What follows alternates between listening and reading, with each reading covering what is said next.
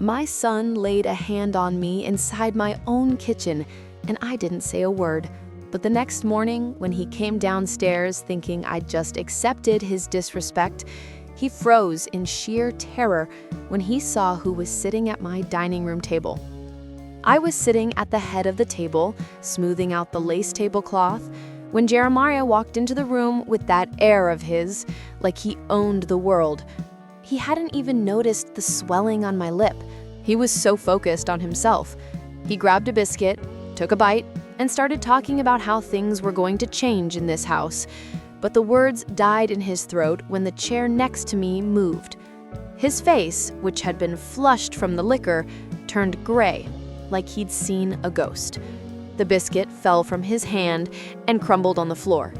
He knew in that 1 second that my silence the night before hadn't been fear, it had been a verdict. But for you to understand how we got to this breakfast that felt more like a courtroom, let me introduce myself properly. I'm Gwendelyn Hayes. I'm 68 years old, a widow, and I live in an old neighborhood in Savannah, Georgia. You know, the kind of houses with the big porches and the old oak trees out front? Well, that's me. I've always been a peaceful woman. I raised my son on my own after my Robert passed, worked 2 jobs so he'd never want for anything. But until about 6 hours ago, I didn't know I was sleeping with the enemy right under my own roof. It all happened, or maybe it all fell apart, around 3 in the morning. Jeremiah came home. I was in the kitchen, sitting in my rocking chair, listening to a hymn on the radio, real low to calm my nerves. It was raining hard outside, but the sound that startled me was the key scraping in the front door, all rough-like. He stumbled in, smelling of cheap bourbon and cigarettes.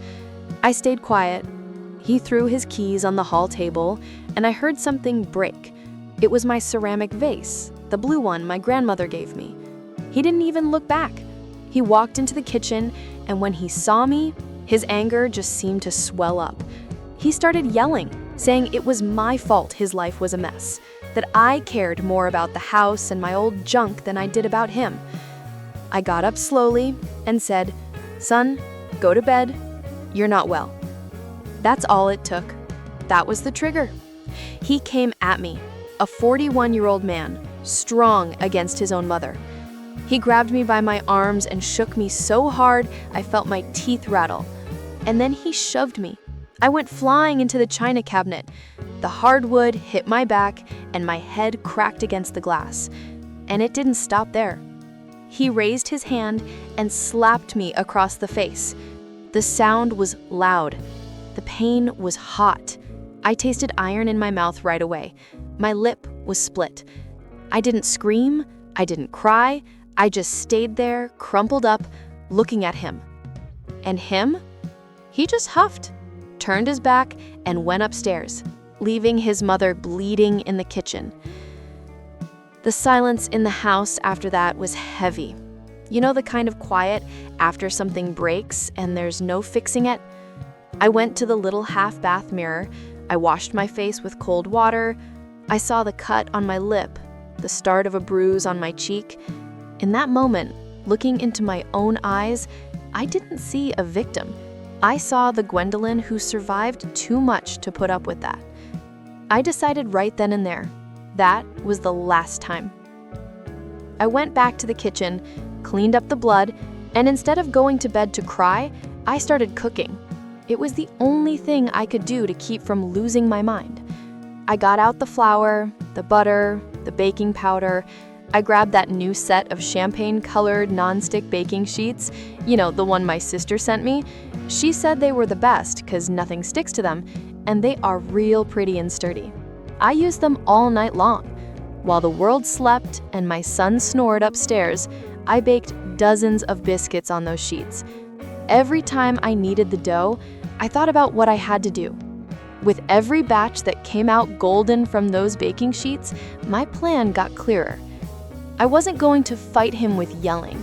I was going to use the one language Jeremiah seemed to have forgotten, respect and the law. I set the table like it was Christmas. Lace tablecloth, fine china, fresh coffee, everything perfect. When the clock hit 7:30, I was ready. The smell of the food went upstairs like bait. I knew he'd come down, and I knew he'd think everything was fine because a mother forgives everything, right? Little did he know, that forgiveness this time was coming with a side of justice. Jeremiah came down, face all puffy and arrogant as ever. He saw the table set and gave a crooked smile. He thought he'd won. But then at 8 o'clock sharp, the doorbell rang, and his world was about to come crashing down. The sound was sharp, clear, and punctual. Jeremiah stopped, his hand hovering over the coffee pot. A scowl twisted his face. "Who the hell is that at this hour? Did you invite someone?" he growled. "Yes," I said.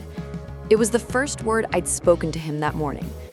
My voice was calm, steady as a rock. "You what?" He slammed his cup down. "I don't want to see anyone. Send them away." I ignored him. With a slow, deliberate movement, I placed my hands on the table, stood up, and smoothed the front of my navy blue dress. I walked out of the dining room without hurrying, my Sunday shoes soft on the wood floor. "Mom, didn't you hear me? Send them away." His angry voice followed me. I reached the front door, took one last deep breath. In the glass, I saw my reflection, the woman in blue with the bruised face and the posture of a queen. It was time. I opened the door. The Savannah morning air, fresh and damp, drifted in. On my porch stood the three people I was expecting. Mrs. Bernice Johnson, immaculate in a peach linen suit and pearls, her expression the same one that had commanded courtrooms. Beside her, Detective David Miller, tall and grave in his uniform, his cap in his hands. Behind him, two younger officers, faces professionally neutral. Bernice's eyes went straight to my face, to the swollen lip, the bruise, a flash of pure fury, instantly controlled. She gave me the smallest, firmest nod. "I'm here. We're here." "Good morning, Gwendelyn," she said, her voice carrying the weight of a gavel. "Good morning, Bernice." "Detective, please come in. Coffee is served." I stepped back, holding the door open. They filed in silently, their presence filling my small hallway with an unshakable authority. I led them back toward the dining room. Jeremiah, who had gotten up to see the commotion, was now standing in the dining room doorway. When he saw the procession, the retired judge, the detective, the uniformed officers, his jaw went slack. The arrogance melted off his face like wax from a candle. Confusion, then dawning horror, then the purest panic washed over him, leaving his skin a sickly gray. He opened his mouth, but no sound came out. The piece of biscuit still in his hand went limp, fell, hit his plate with a clink, and crumbled to the floor. The silence in the room was thicker than the biscuit dough I'd been kneading all night. The only sound was the slow, steady tick-tock of the grandfather clock in the living room, marking each second of his unraveling. Mrs. Bernice didn't even glance at him. She walked with her elegant, determined stride past his frozen form, past the place I had set for her, and went straight to the chair at the head of the table. The chair he had just vacated, Robert's chair, the seat of the head of this family. She pulled it out with a smooth scrape and sat down. She straightened her jacket, placed her purse neatly beside her, and only then did she lift her eyes to look at my son. It was a look that held a lifetime of friendship with me and a career of judging character. It was a look that demanded truth. Under that gaze, Jeremiah seemed to shrink. The man who had thrown me against a wall now looked like a scolded boy. Detective David and the officers remained standing near the entrance, a silent, formidable wall. Bernice reached for the porcelain coffee pot. "This coffee smells wonderful, Gwendelyn." she said, her tone deceptively conversational, as if we were at a garden party. She poured a cup, added a drop of cream, stirred it slowly. The ting of the spoon against the china was deafening. She took a sip, set the cup down, and finally addressed the elephant in the room. "Jeremiah," she began, her voice low but filling every corner. "I remember when you were a little boy, you'd bring me dandelions from my own yard. A flower for you, Aunt Bernice. You were such a polite boy, so kind." She paused, letting the memory hang in the air, a ghost of the man he should have been. "Your father," she said, and Robert's name seemed to echo. "Robert would have been so proud of that boy. The scholar, the pride of the community, the pride of your mother." She glanced at me, then back at him, her voice hardening. "Where did that man go, Jeremiah? Where is he?" Jeremiah's mouth worked. "Aunt Bernice, this is just a family misunderstanding." "A misunderstanding?" she repeated, the word dripping with icy disdain. She gestured toward me with her chin. "Look at your mother's face, Jeremiah. Look at her lip, that bruise. Does that look like a misunderstanding to you?" He couldn't look. His eyes were glued to the biscuit crumbs on the floor. "No," Bernice said, her voice now ablaze. "That has a name." It was Detective David's cue. He stepped forward, pulling a small notepad from his pocket.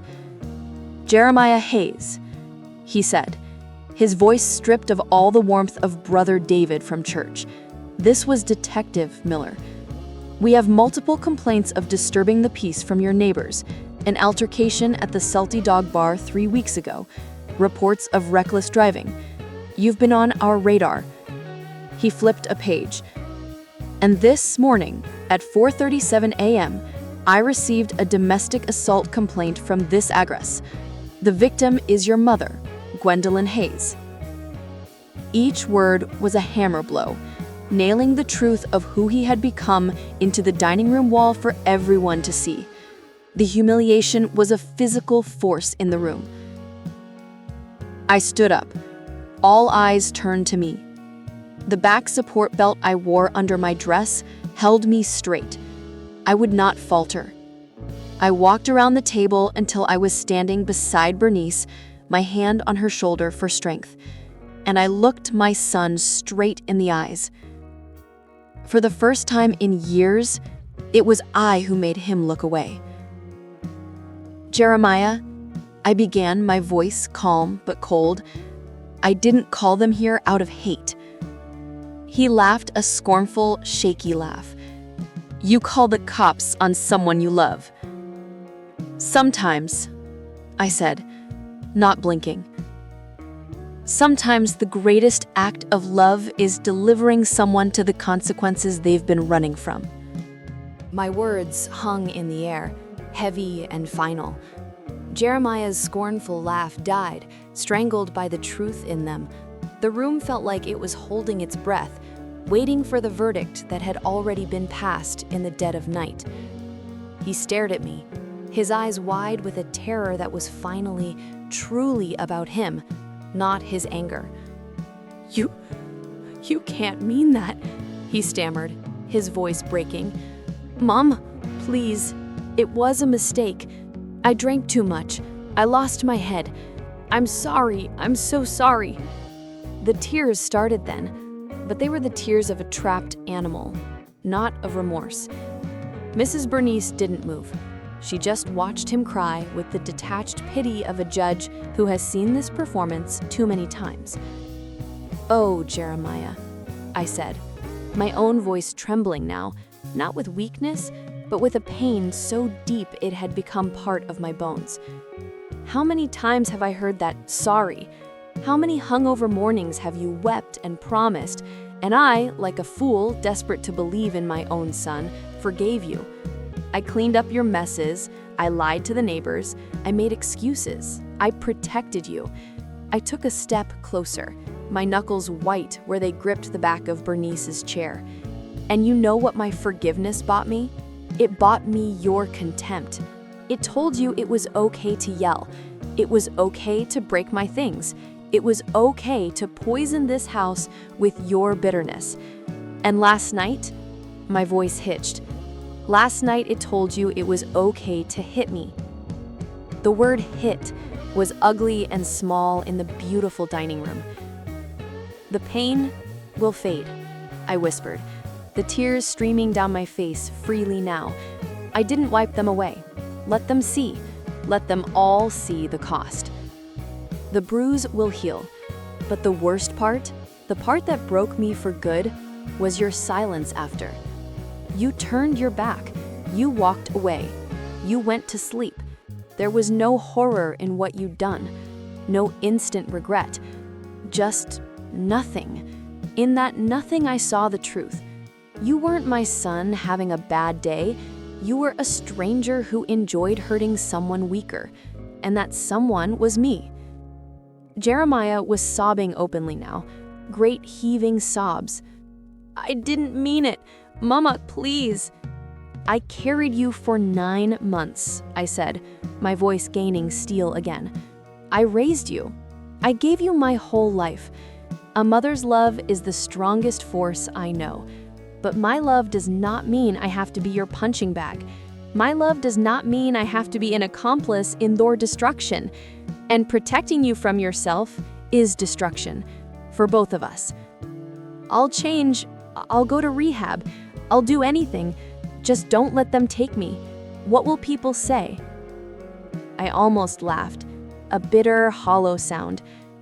For 2 years, I cared more about what people would say than about what you were doing to me. Look where it got us. I don't care about the neighbors anymore, Jeremiah. From today on, I only care about my peace, and my peace starts with your absence from this house. I sat back down in my chair. The movement was symbolic. I was reclaiming my space, my life. I picked up my linen napkin and placed it neatly on my lap. I wasn't hungry, but the act was a declaration. This is my table. This is my home. Mrs. Bernice gave a slow, approving nod. She turned her piercing gaze back at Jeremiah. Your tears don't move me, boy. An abuser's tears are always for himself. Your mother isn't punishing you. She's giving you the only gift you have left, the chance to face the man you've become, without the bottle, without her forgiveness as a shield. She is forcing you to grow up, and that is the hardest, truest love there is. She then looked at Detective David and gave a single, slight nod. It was the signal. Detective David's posture shifted from witness to enforcer. Jeremiah Hayes, please stand up and place your hands behind your back. The change in Jeremiah was instantaneous. Panic twisted back into rage. He shoved his chair back violently. Don't you touch me. This is my house. You can't do this. Don't make this harder, David said, stepping forward, his 2 officers moving in sync. Jeremiah looked at me, a final, desperate, hateful look. You're going to regret this, Mama. You're going to die alone in this old museum of a house, and you'll regret this every day. His words were meant to wound, but they just solidified my resolve. I looked at him, this stranger spewing venom, and I felt nothing but a vast, aching pity. Maybe, I said, my voice quiet but clear in the tense room. Maybe I will regret that it came to this, but I will never, ever regret choosing myself today. Detective David and the officers moved with efficient precision. There was a brief scuffle, a grunt of resistance that quickly died. And then I heard the sound, a dry, metallic click that seemed to echo through the decades of this house. The sound of handcuffs. Jeremiah's fight left him. He slumped, his head hanging, as David recited the rights. You have the right to remain silent. They led him out of the dining room. As he passed me, he didn't look up. I stayed seated, my back straight. watching the ghost of my son be walked out of my home. I heard the front door open, the mumble of voices on the porch, the distinct sound of a car door closing, and then the engine starting and fading away down the quiet, rain-washed street. And then a new silence descended. Not the heavy, fearful silence of before, but a hollow, aching, light silence. The silence of a storm that has finally passed. I sat at the table for a long time after they left, just staring at the empty chair where Jeremiah had been. The coffee grew cold in the pot. The biscuits sat untouched, their golden warmth a cruel joke. Mrs. Bernice placed a hand over mine, her touch warm and firm. "He's safe. You're safe, Gwendelyn. It's over." It was over. But what began was a stranger, more fragile thing. The rest of my life. The days that followed were the longest and shortest I'd ever known. The house, which had felt so suffocatingly small with his anger in it, now felt vast and echoing. Every creak of the floorboards wasn't him. It was just the house settling. Every tick of the grandfather clock marked an hour of emptiness, not an hour of dread. I kept expecting to hear his heavy tread on the stairs, the slam of the refrigerator door, the blare of the TV. The absence of those sounds was louder than the sounds had ever been. My sister Padette arrived from Atlanta that afternoon, as promised. She took one look at my face, wrapped me in a hug so tight I thought my ribs would crack, and didn't let go until my silent shaking stopped. Then, without a word, she got to work. She cleaned the kitchen, scrubbing away every last trace of flour and fear. She picked up the shards of my grandmother's blue vase from the hall corner where Jeremiah had kicked them. She laid them out on newspaper like a puzzle. "We'll fix this, Gwen," she said, but her eyes told me she knew some breaks were beyond repair. Mrs. Bernice handled the world outside.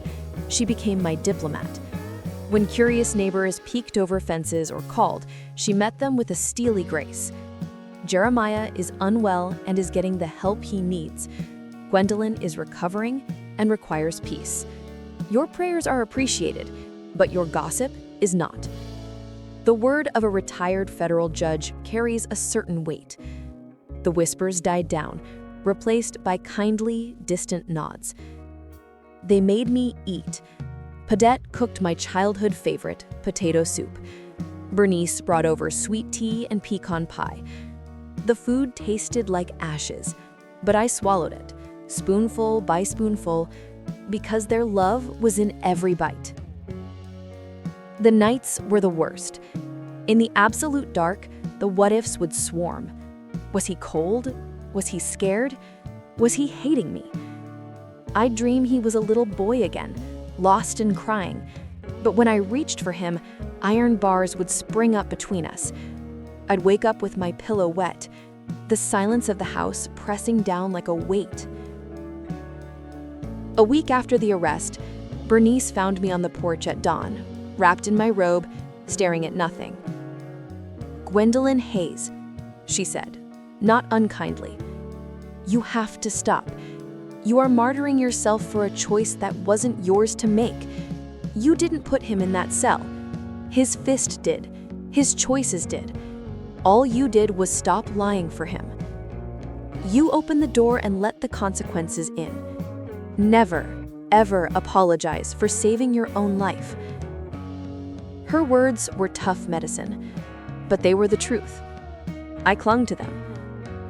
The first practical step I took was for my own safety. Jeremiah's last threat, "You'll regret this," echoed in my mind. I called a security company. A nice young man installed cameras at the front and back doors, and sensors on all the windows. He showed me the little keypad. You press away when you leave, stay when you're home. See, you're in control. That night, when I pressed the buttons and heard the confirming beep, I took my first deep breath in years. My safety was mine again. It didn't depend on someone else's mood. Reverend Michael visited, bringing a book of Psalms and a kind, worried face. Sister Gwen, the body heals faster than the spirit. Sometimes the spirit needs a guide. He handed me a business card. Dr. Simone Dubois, licensed therapist specializing in trauma and family systems. Therapy. It felt like a confession of failure. In my world, you took your troubles to God and your family, not a stranger. But God and my family hadn't been enough to stop the slap. So I went. Dr. Simone's office was calm, with soft chairs and the scent of lavender. I sat for the first 20 minutes of our session in utter silence, my shame a cork in my throat. She didn't cush, she just waited. And then, like a dam breaking, it all came out. The fear, the guilt, the love that felt like a disease, the anger I was too afraid to feel. She listened. She didn't tell me I was right or wrong. She said, "That sounds incredibly painful. Tell me more." For the first time, someone was hearing the whole ugly truth without flinching, and I wasn't being judged for any of it. While I was beginning my shaky journey, the law was moving for Jeremiah. With the evidence and my statement, he was formally charged. Mrs. Bernice, with her connections, explained it to me plainly. A first-time violent offense with a clear victim and testimony likely meant he wouldn't get long prison time. The court would want rehabilitation. He'd be ordered into a program. And that's what happened. At his hearing, he was sentenced to a 6-month inpatient alcohol and anger management rehabilitation program, followed by probation.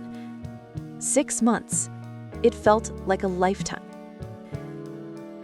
He'd been in the county jail for 3 weeks, awaiting transfer to the rehab facility, when the letter came. I saw it in the mailbox, a plain white envelope with the county jail's return address. My name and address were in his handwriting, the same handwriting from his school thank you notes, from his college letters home. My hands shook so badly I could hardly get the envelope open. I took it to my rocking chair on the porch. The afternoon sun was warm. I unfolded the single sheet of lined paper. Mom, I don't really know how to start. I guess I'm sorry isn't enough. I've said and done unforgivable things. I know that now.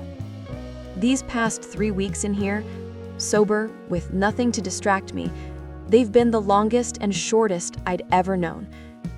I've had to look at the man I've become, and I didn't like what I saw. I saw a bitter, weak man who blamed everyone for his problems, especially the one person who loved him most. I don't remember everything from that night, but I remember enough. And the image of your face, the fear in your eyes, I'll never forget that. I hate myself for causing you that. When they put the cuffs on me, I hated you. I blamed you. But in here, in this quiet, I understood. You didn't do that to me. You did that for me. You hit the emergency button because the plane was going down and I was too busy fighting with the flight attendant. You stopped me. And maybe, as crazy as it sounds, you saved my life. I'm not asking for your forgiveness. I don't deserve it. I just wanted you to know that I understand. Thank you for having the courage I didn't have. Jeremiah. I read it once, twice, 3 times. The tears that fell on the paper weren't like the others. They weren't tears of fear or grief or pain. They were the tears of a fragile, terrifying thing. Hope. It was the first time in over 2 years I had heard my son's voice. Not the monster's growl, not the victim's whine, but the voice of a man who was finally, painfully, seeing the truth. He was gone, but in his words, I saw the faintest glimmer of the boy I'd lost. The long, hard road back for both of us, had just found its first painful mile marker. 6 months passed. A season of Savannah turned from humid summer to mild fall. I followed my routines: therapy with Dr. Samold every Tuesday, sewing circle at church on Thursdays, tea with Bernice on the porch every Sunday afternoon. Slowly, the numbness receded. The hollow silence in the house began to fill with a new sound: my own peace. I played my hymns on the radio without fearing they'd irritate someone. I left a project on the dining table overnight. I lived in my own home, not as a warden or a prisoner, but as its owner. The security system beeped its assurances. The photo frame on the kitchen counter cycled through pictures, and I could look at Jeremiah's gap-toothed smile without feeling like a knife was twisting in my chest. The pain was there, a dull ache, but it was no longer sharp enough to paralyze me. Jeremiah completed his rehab program. The counselor called to tell me he was sober. He'd gotten a job bagging groceries at the Piggly Wiggly on the other side of town. He was living in a sober living house, then a small, rented apartment. He was attending AA meetings religiously. He was, as the counselor put it, doing the work. Then, the call came. It was a mediator from the Family Services program. Jeremiah was requesting a mediated meeting with a therapist present, in a neutral place. He wanted to see me. My first instinct was a cold, sharp no. The piece I had carved out was so delicate, so new. The thought of seeing his face, of hearing his voice outside the memory of that letter, sent a jolt of primal fear through me. What if it was a trick? What if the monster was just hiding? I talked to Bernice. She was practical. Gwen, seeing him is not the same as trusting him. It's not an open door. It's a conversation with a chaperone. You can go to hear him and leave with your boundaries stronger than ever. I talked to Dr. Simone. She was wiser. What are you most afraid of, Gwendelyn? Are you afraid of him, or are you afraid of the part of you that is still his mother, the part that wants to believe and forgive so powerfully it might override your own good sense? That was it.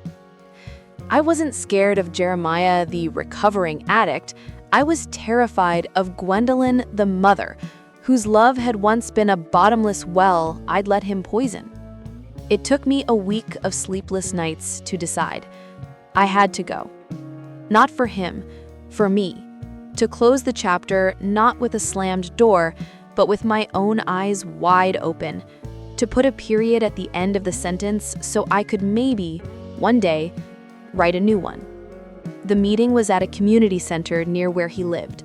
I drove myself there, my hands clammy on the wheel. I wore a simple cotton dress, no fancy armor this time. Mr. Peters, the mediator, a gentleman with kind eyes, met me and led me to a small, sunlit room with a round table.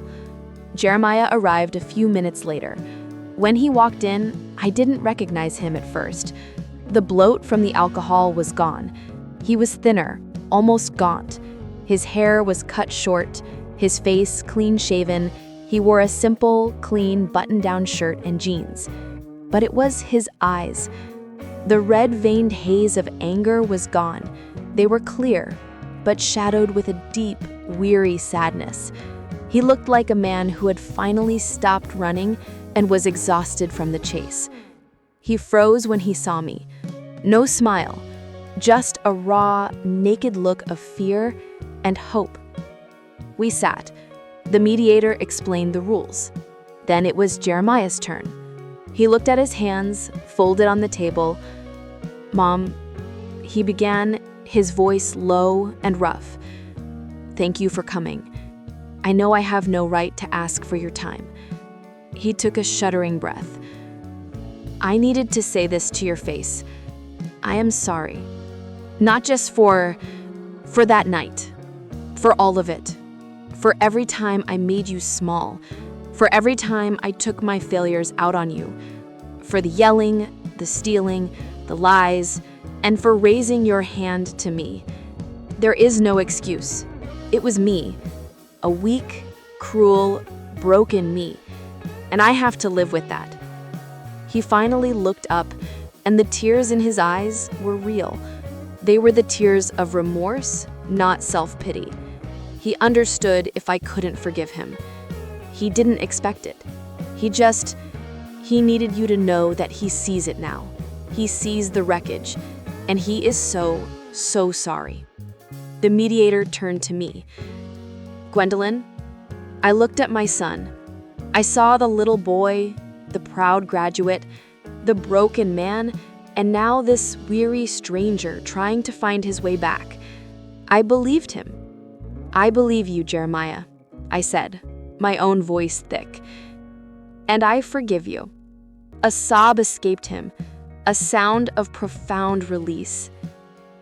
But, I continued, and my voice firmed, this was the boundary. This was the new love. Forgiving doesn't mean forgetting, and it doesn't mean going back. The mother who could live with you, who could trust you in her home, she's gone. You have to understand that. I will always love you. You are my son. But I love myself now too, and that means my home is my sanctuary. It is not a place you can come.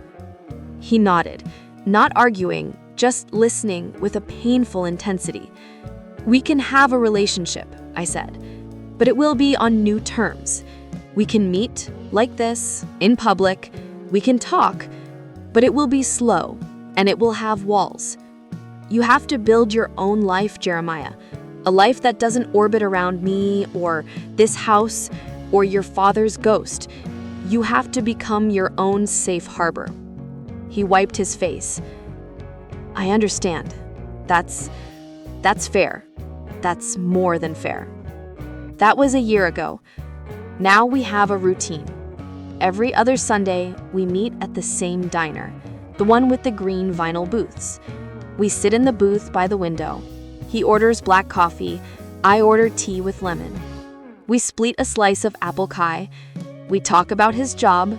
He's an assistant manager at the store now. We talk about my garden, about Mrs. Bernice's new rose bushes, about the unseasonable heat. We do not talk about the past. We do not talk about living together. We do not make promises. The easy, blind intimacy is gone, probably forever. That umbilical cord was cut, not by birth, but by necessity. What has grown in its place is something smaller, more careful, but real. A respectful distance, a love that understands its own limits. It's not the relationship I dreamed of when I held my baby boy. It's sadder, but it is honest and it is safe. And safety, I have learned, is the foundation upon which everything else, even love, must be built. So, here I am, on my porch in Savannah. The oak trees are swaying in a gentle breeze. The silence in my house is my own. It is filled with the memories I choose to cherish, not the ones that haunt me. My son is alive. He's sober. He's, at 42, finally becoming the man he should have been at 22. The road was hell for both of us. I lost the illusion of my son. He lost his freedom and his excuses. But in the ashes, we both found a chance. A mother's love, I finally understand, isn't always soft. Sometimes its purest form is a hard line. A line that says, I love you, but I love myself too. And you may not cross this. And sometimes that is the only love that can save you both. The Georgia sun feels different on my skin these days. Warmer, kinder. It filters through the leaves of the old oak in my front yard, dappling my porch with light and shadow.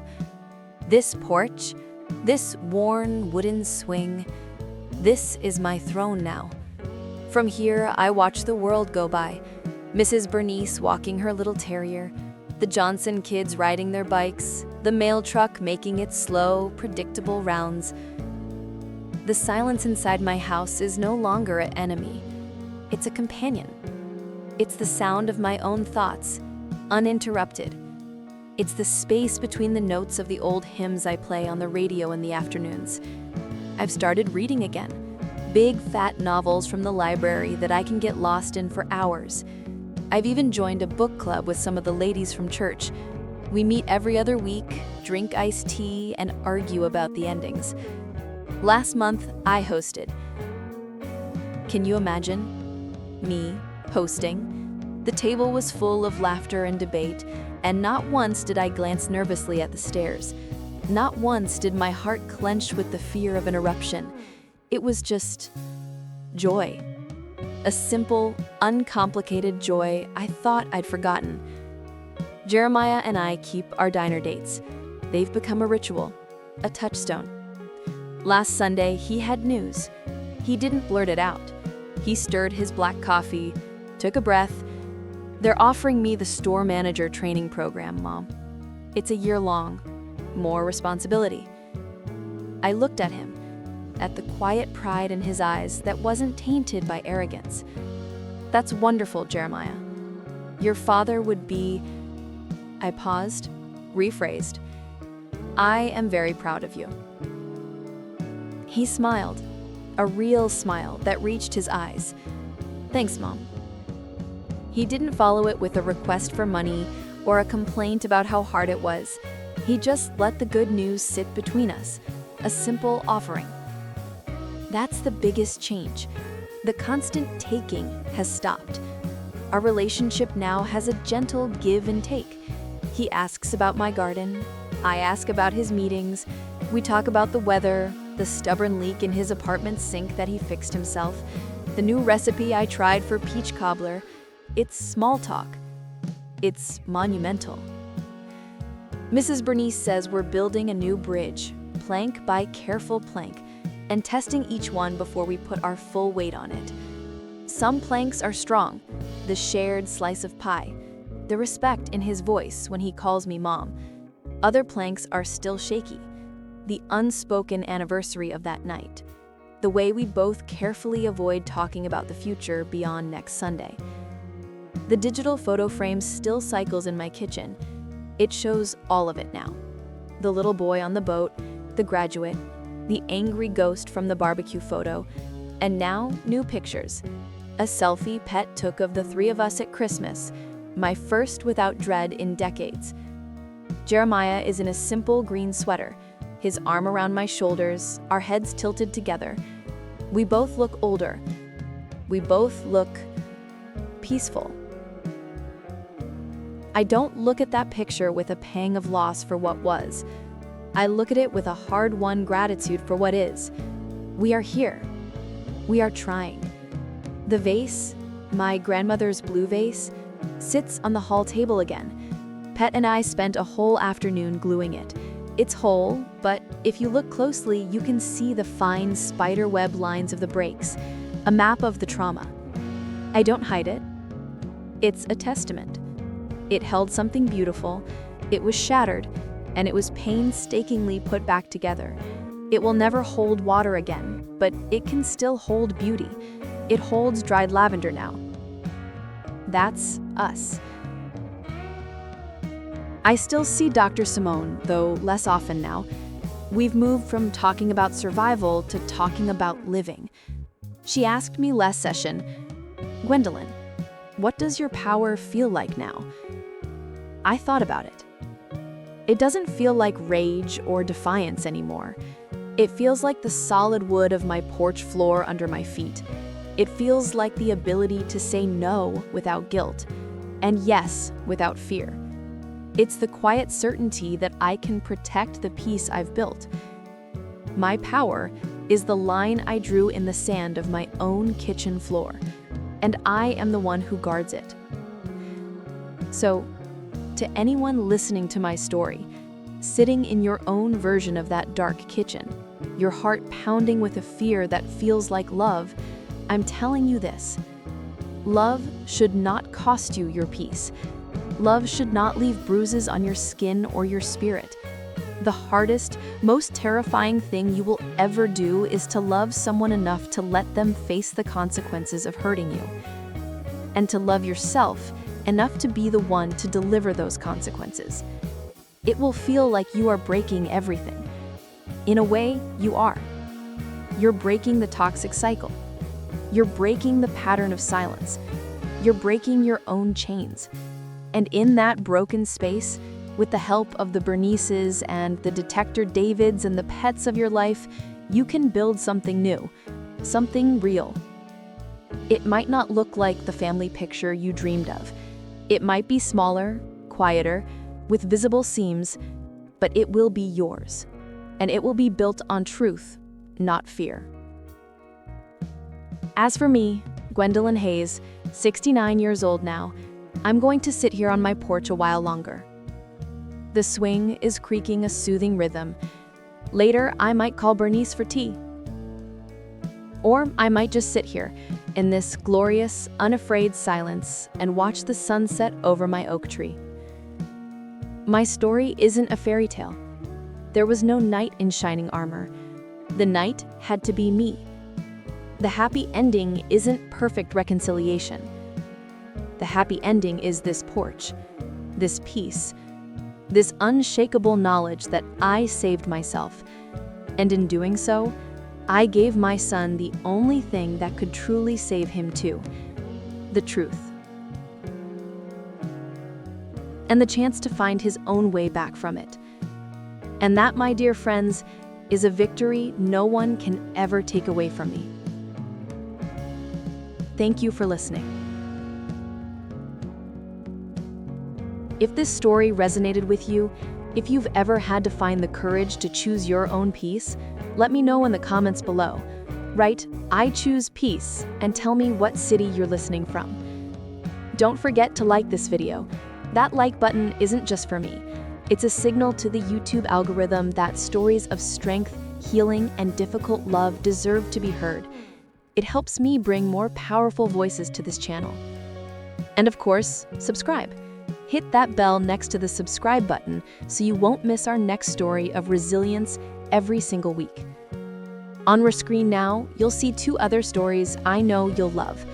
One is about a woman who reclaimed her life after betrayal, and the other is a powerful tale of sisterhood that will leave you in tears. Remember, your peace is non-negotiable. Protect it. Nurture it.